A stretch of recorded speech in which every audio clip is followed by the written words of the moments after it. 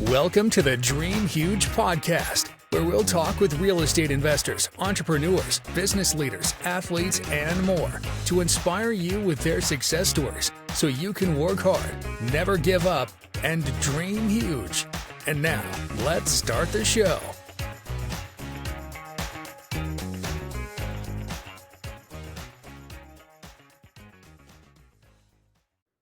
Yo, what is up, everybody? Welcome to the Dream Huge podcast. Man, super excited for this one today. We love to share success stories from other huge dreamers, movers, shakers, influencers, real estate investors, and more. And hopefully these stories will help to motivate and inspire you to also dream huge. Let me first get to our co-host today. We have Biggie, the three-time champ. What is up, Justin Bigelow? I'm just sitting here pumped for this podcast and about to put down the greatest listing I've ever had today. Oh, nice. Got some Stay listings. tuned. Greatest listing ever. Love hearing that. Stay tuned for that. Thank you, Biggie. Thank you. And he's pumped as always. And we have Mark Gray slanging deals every day. What's up, Mark? Doing good, Pete. Doing good. How are you? Good. Excellent. As always, man. Thanks for coming on. Thanks for making the time, fellas. Let me get to our special guest today, Tommy Harr. He is what we call Instagram famous right off the top. He's got over 125,000 followers on Instagram alone, so I'd say that qualifies. You can find him on there at TommyHarr05. He is a home inspector turned real estate investor, showing and teaching the real side of real estate. And has done over 400 deals a year. So let's dive into all that, Tommy. Tell us a little bit about yourself and what it is that you do. Yeah. So before I go into that, it's not 400 deals a year. I don't want anybody to get the wrong thing for what we do. We'll do maybe 150 to 200, but 400 would be a couple years down the line. So I love it. Hey man, I'll take 150 deals a year every year. That's awesome. Yeah, we've been building up. So hopefully when I'm back on in a couple of years, we'll be able to say we're hitting 400. But as of right now, I don't want to lie to anybody. Me either. Thanks for setting me straight on that. So how did you get started and how did you scale to where you are now? And what type of deals are you doing? Yeah. So like you said, I graduated college. This was 9 years ago now, and became a home inspector with my dad. So my dad, I'm one of 5 kids growing up. He had a home inspection company. I didn't really know what he did because I grew up also in his other business, which was property preservation. We were kind of talking about this off air. Was somebody had to go when 08, 09 to 2012 was happening. Somebody had to go change, do all the grunt work for the bank. So change locks, board them up, mow the lawns, trash them out. We did all that stuff, and that's kind of was my first sight of real estate and kind of how I've come up with my brand, the real side of real estate, because people don't really show that stuff. There's a lot of hardship, but you can make a lot of money. So I started doing a lot of inspections with my dad, started learning from the ground up. That property preservation business was no longer because there was less foreclosures, less money. That closed doors right before I joined the business, and then just started to learn about it. I was doing draw inspections for banks. So before a hard money company will draw out your funds for a rehab, they send an inspector out to make sure that it's done right. So I would go out there, take pictures, and I was just kind of seeing things firsthand. So houses going from ugly to beautiful. And then if I'd follow those people on social media, I'd see how much money they were bragging about making, jumping off the yachts, that whole Instagram thing. And I was like, all right, that's better than my $50 I'm making going in here, walking sometimes through human poop and stuff to get some pictures for them. So I realized very quickly that I wanted to be on the other side of that coin. I wanted to be the one taking the risks to make more money. Because I was young, I was hungry, and I didn't have much money. So that was kind of how I started, and then just got my hands dirty and started figuring it out. So what was your first step into the investing? Was it flipping? Was it wholesaling? So it was flipping. I wanted to do kind of both at the same time. So I started listening to Bigger Pockets, and you hear everything in there. So it was, you learn about wholesaling, and you're like, oh wow, that's amazing. You can make money out of nothing. And then you heard about flipping. It's like, oh wow, I don't have money. And then you realize that you can do it without your own money. It's like, oh, that sounds just as cool, So eventually I partnered up. This was about 6 months into my professional career, let's call it. my uncle had called me before I grad. So everything kind of comes in together at one time. My uncle actually called me before I graduated college, a couple of days before graduation, and asked me if I wanted to invest in real estate. I told him no because I knew nothing about it. And turns out after I started seeing all these things, I was like, oh, I understand now. Let's go revisit this conversation.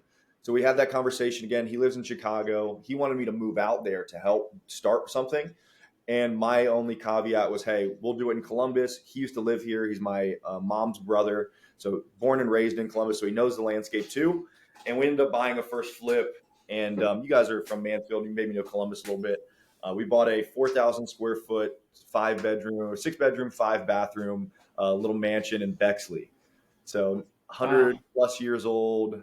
And we ended up losing $100,000 on that house. So it was probably the best entry into real estate you could possibly have, because I was 22 going into 23 years old. I thought my shit didn't stink. I thought nothing bad could ever happen, and got life kicked me in the teeth very, very fast. Here's the key. Here's the key, though, viewers and listeners. He lost $100,000 on his first flip, but did he stop? Never gave up. Never gave up. You only lose when you quit. That's right. You only lose when you quit the game.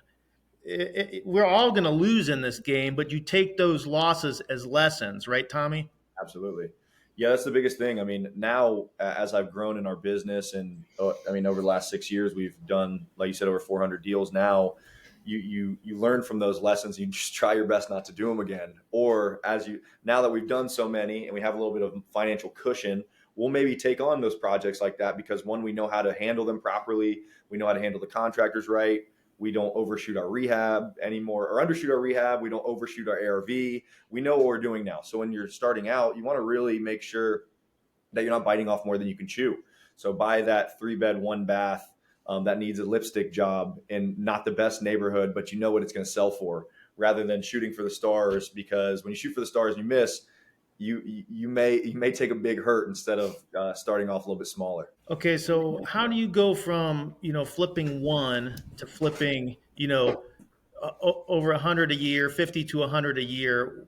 How do you scale that? How do you put systems in place? Yes, it all starts by one, starting slow. I'm definitely not a proponent of starting and scaling something chaotically right away. So number one is going to be learning what you're doing. So being a home inspector before this and ongoing. So that first flip took me 18 months to sell, start to finish. And I was still building my dad's home inspection business under that. So he had no marketing. And I was learning. So I was learning how to build a business. I was learning how to hire virtual assistants. I was learning how to build a schedule. I was learning how to market. And all of that stuff transitioned into my investing company as I went more and more full time.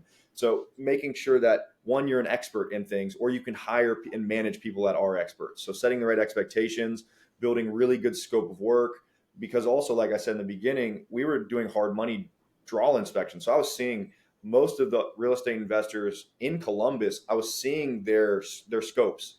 I was seeing their scopes. I was seeing their prices. So now I can visualize and I can evaluate the house. So I was just making my skill set way better every single day.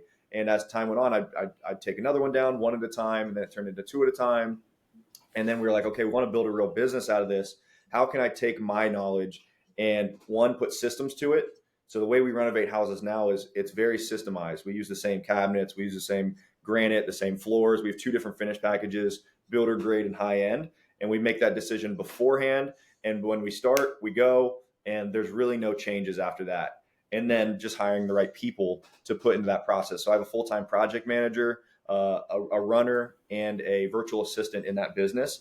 And I'm never going to say a business runs without me, but I don't have to be involved on a day-to-day basis for those rehabs anymore. It's good. It's good. It's all about systems. What does your runner do? So the runner, what he does is, one is going to be materials. So he'll drop materials. He'll make sure, because we do a lot of, so we use the Lowe's Pro stuff. So we use an LAR, and we also do their warehousing program. So they will warehouse. We bought a warehouse, and they'll warehouse it for us. And then when we take it out, they'll charge it. So we have a lot of the same materials in there. And every week or every day, even, he'll start there, then go hit projects. And as he's hitting projects, he'll clean up the job sites, because I think that's also extremely important, is making sure your job sites are clean. because if people are coming and visiting, or you just don't feel like it's getting more done than it is if it's not clean. And then 3, taking pictures. So his job is really keeping a pulse on it day to day. And he drops that in an end of day email to me and our project manager, Bruce. And basically that allows me, if I'm taking a vacation or if I'm out of the office, I just had a baby 3 weeks ago, I didn't have to go to these projects because I can just siphon through pictures on Dropbox to make sure that these things are actually moving in the right direction without going to all of them. Hey, Mark, do you want to trade new baby tips with Tommy at all? We just had a baby 3 weeks ago as well. Nice. What was the date? The 8th. Okay, we had ours on the 3rd. But this is Mark's Close. number 3, and this is Tommy's first. Yep. Is he sleeping through the night yet? He Was it a boy or girl? Boy, it's a boy. He's sleeping pretty good. I mean, I sleep like a rock, and my wife's pretty stubborn. She won't tell me sometimes when I wake up. So sometimes I won't know. Sometimes I will. You got him laying down LVP yet? Soon. He's hitting the phones before he's doing hard labor. So we're gonna teach him sales first. Nice. Speaking of sales, okay, and hitting the phones, how and where do you find your deals? Yeah, so it's twofold. So we have an in-house wholesaling company. So as I was getting more and more into the game 5-6 years ago, wholesaling I knew was my way to making way more money as fast as possible, and we still wholesale till today. So off-market lead generation, outbound marketing is our bread and butter. So cold calling is majority of it, and texting. I've got 2 acquisitions team members, so they're on the phones with sellers all day. I've got a business partner as well. He kind of handles the day-to-day on a lot of that stuff. And full-time dispo, full-time TC. So that business is doing 13 to 15 contracts typically a month, and we'll cherry pick the best deals to keep and flip. And the rest are getting wholesaled. Now we'll probably close 10 to 12 of those. Some of them will have title issues. Some will be fallouts just because sellers will lie to you about condition, but try to keep that balance of like 25% fallout. And then on the other side, we buy from wholesalers and realtors. So making really good connections, hosting events. And we just hired a business-to-business acquisitions team member. So he's building those relationships that I've made, taking them out golfing, go out for beers, like really just talking and being the first people they think of when they have a deal. Events. You got another event coming up this Wednesday. Tell us about that. Yeah, so I'm trying to get back to monthly. I'll host free events that we buy out a bar. So usually in downtown Columbus, Ohio, open bar. Maybe we'll have some food. We have some of my vendors, so my contractors, my hard money companies, and they'll all come under one roof. It's half networking, half education. So the last one where I met Justin at, we were talking about how to find and manage contractors. So a big question I get all the time is, how are you doing all these rehabs? I keep getting my contractors steal from me. So something that people have real pain points on, and doing a 20 to 30 minute presentation on that. Real genuine information. Tomorrow or Wednesday is going to be on best ways to raise private money. So how I've raised millions of dollars from my deals that we're doing, mostly through self-directed IRAs and 401ks. So how do you extract money from people's accounts that they never even knew that they can access, right? So opening up, once you get that exposure on things, you can never go back. I remember when I learned it was like, this is a game changer. Yeah, absolutely. Do you have a go-to like company or contact that you send your folks to get their 401s to where they can be self-directed? Yes. Yeah, her name's Amanda. A Specialized Trust Company. I think they're Columbus based, but now they're either in Cleveland, or I know their account is housed in New Mexico. So what I'll do is I'll let people know what it is. Like, hey, if you have an idle 401k, your old job is not contributing to it, you can roll it and you can lend it on my deals. Now, do I know the ins and outs? Can I tell you exactly how to do it? No. Have a conversation with Amanda. Here's her phone number. Spend 30 minutes with her. After that, then have a phone call with me and let's see what direction you want to take. And typically that 30-minute intro call will blow their mind and be like, okay, how can I get this into your hands as fast as possible? Because you can double, triple, quadruple somebody's 401ks when they really start looking at the numbers. What typical return are you paying investors? I know it varies per project, but on average. Yeah, I'd say our blended average is about 12%. Questions, fellas? Yeah, so I had a question, as pertains to the raising the private money. So you mentioned the 401ks. But what about people like that just have money in their savings? Would you still kind of send them to that lady to try to get them educated? Yeah, I mean, I always try to figure out where their money's located too. I mean, if they have $1 million in a savings account and they've been an entrepreneur forever and don't believe in 401ks, then I probably won't have them have that conversation because it's not really worth their time. I want to know Okay. that where they're invested. Like if they're a risk-taking entrepreneur and they've been heavily invested in crypto over the years, where it's got the huge highs and huge lows, I may just sell them on a nice steady return like 10 to 12% backed by real estate. That gives them a little more security. So I always like to kind of figure out what they're invested in. Like if they come to me and say they're in CDs, I know it's going to be like shooting fish in a barrel because they're used to making 5%. So Yeah. it's really educating on the upsides and the risks. I like to tell them exactly what the worst case scenario could be. I usually start with that, and then if they're okay with it, let's proceed on to the highs because the highs heavily outweigh the lows. Right. Now, what would you tell someone who may be related to you, who you're trying to get, trying to do business with him, and he's a little hesitant? He's used to higher returns, or at least thinks, that a few thousand's not a lot. Yeah, I mean, I would say one, it's showing. So I never really got my family involved, and I can talk about that too until I did it. I mean, I did it, and I did it at a high level, and I documented it. So social media, for me, it was getting my mom involved. So I never really worked, and I never really wanted to lose until I was a professional. I never wanted to get my family involved either because Yeah. losing your family money is the worst thing in the world. I'd rather Yep. lose a stranger's money all day. But Yeah. with that being said, I mean, we've never not paid somebody back. Like I'll take a loss before we don't pay somebody.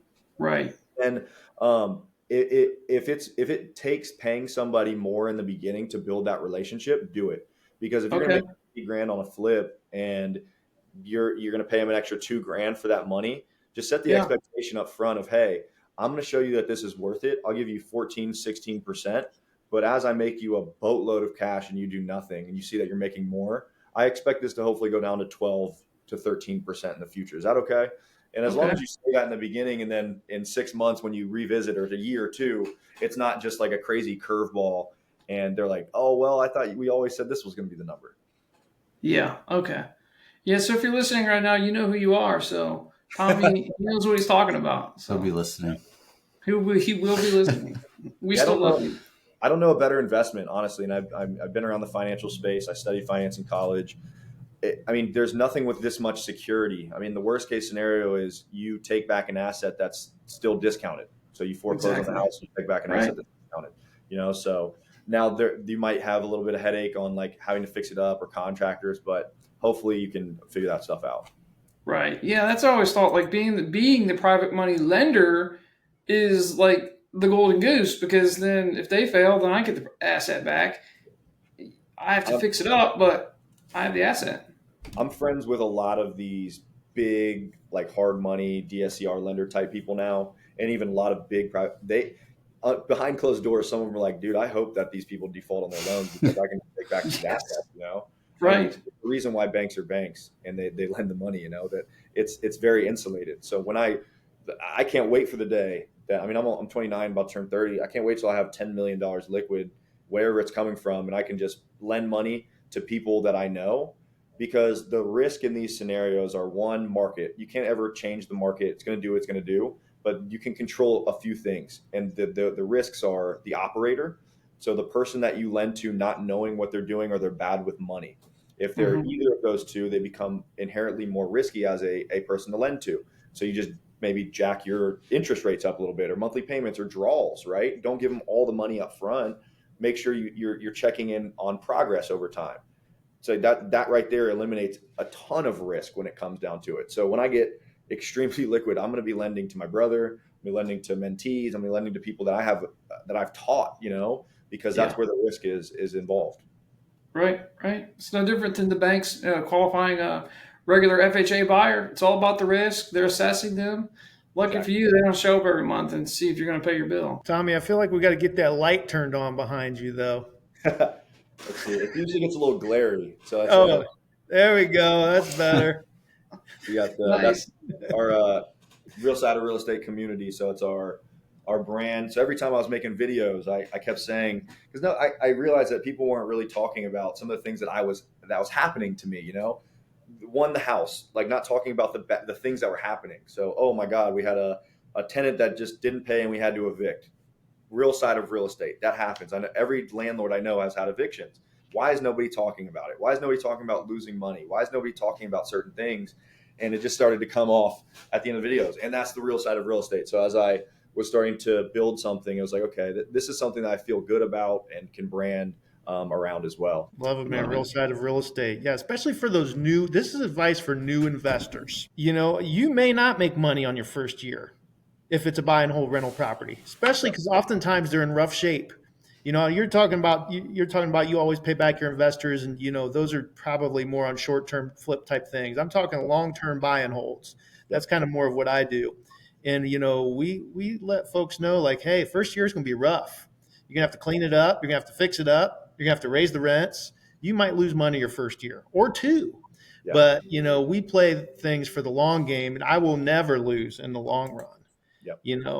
So that's what's another nice thing, like you said, about investing in this ball game is that. So Yeah. Yeah. No, I love it. I mean, and it's all about what kind of headaches you want to take on, right? So if you want to buy something that's beat up and put a traditional loan on it, then yeah. But if you want to learn how to do construction and buy and raise capital, then and do the Burr method and pull your cash out, you can make money day one, but it's all dependent on how good you can learn these skills and managing contractors and raising capital. So the harder it gets, the better it can be when you pull the money out, but it also can be riskier on the other side. It really mess things up. hey, Tommy, we got you on Instagram, Tommy Harr 05 on Instagram. Where else can folks contact you? Yeah, so that's gonna be the best way if you want to communicate on a day-to-day basis. We've also been dropping some more YouTube stuff, so longer form deal analysis, walking through things. So if you like the minute and a half videos on Instagram, sometimes it takes a little bit longer to articulate and learn. So head over to YouTube and then head over to realsidecommunity.com if you want to get your hand held through your first couple of deals and be a part of a community that's nationwide. Learn how to flip houses at a high level and wholesale at a high level without spending 50 grand a month in marketing. So being very lean, very pivotable. We would love to help you out on that end as well. And where is the meetup Wednesday? It is at Bristol Republic, downtown Columbus. It's I don't even know, like a cowboy bar, whatever you call it, like a Southern bar. It's a cool place, cool venue. Like I said, we buy out the bar. So worst case scenario, you have a couple beers, meet some cool people, and hopefully walk away with some good knowledge. Fantastic. Love it. Hey, final thoughts, guys? Questions? Dropping nuggets left and right. Yep.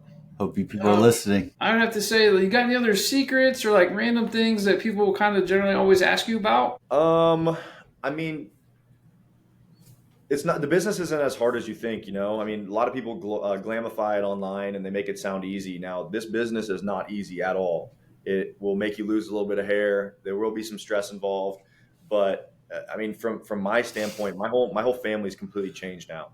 So by putting your head down, being that one person in your family to take that risk, nobody invested in real estate anymore before me. My parents flipped a house maybe like 15 years ago, but it wasn't systemized. They weren't really trying. It kind of just fell in their lap. Now my younger brother, I'm one of 5 kids. My brother's 26. He's now flipping 10 houses at a time. He's making way more money. He's also a full-time home inspector with my dad. My mom and dad bought 5 rental properties. My little brother just bought his first flip and his own personal house. My mom was a teacher of 30 years at Canal Winchester in Columbus. She quit 2 years ago to sell all our real estate. Now she makes 4 times more with probably 20 hours less of work a week. So all it takes is like you just put your head down, bust ass. And like the podcast says, dream huge. You got to have one person has to have those crazy dreams in your family to change it for everybody. And that's something that real estate can provide, and it will provide as long as you stay the course, you don't quit, and you dangle that carrot in front of your face to make it all worth it at the end of the day. That's right. Tommy Harr, excellent stuff, man. And you said it, and the best way to create wealth, build wealth for you, not only you, but your family as well. Awesome job is through real estate investing. We preach that. Yep. So thank you for sharing that knowledge with us. Greatly appreciated. Make sure you give Tommy Harr a follow on Instagram, Tommy Harr 05. Thank you very much. Maybe we'll see you at the meetup. Maybe, you'll get thousands of people to show up at the meetup after we post this. Absolutely. And if there are any deals in Mansfield, I know the guys to call. Would love to. That's right. Yeah, man, we can be your go-tos in Mansfield for sure. And if we get anything down your way, we can definitely help you out as well. Perfect. Appreciate it, sir. Tommy Harr, Mark Gray, Justin Bigelow. Thank you, fellas. Remember to like, subscribe, and share. And as always, remember the rules. Work hard, never give up, and dream huge. Let's see the guns, Tommy. Thank you, fellas. See ya. Yeah, man. Thank you for listening to the Dream Huge podcast. Make sure you subscribe so you don't miss any future episodes. For more inspiring content, follow us on Instagram and Facebook at Dream Huge Realty and on TikTok at Dream Huge Inc. Until next time.